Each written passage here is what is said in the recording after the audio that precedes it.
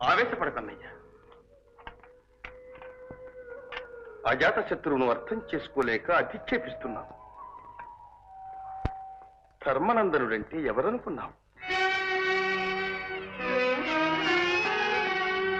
యౌవాని వాకిట ఇభమద పంకంబు రాజభూషణ రజోరాజి నడగు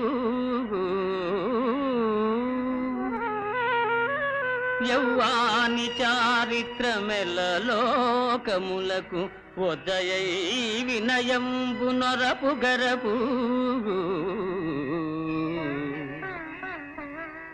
యౌవాని కడకంట నివ్వటిల్లడు చూచి మానిత సంపదలీను చుండు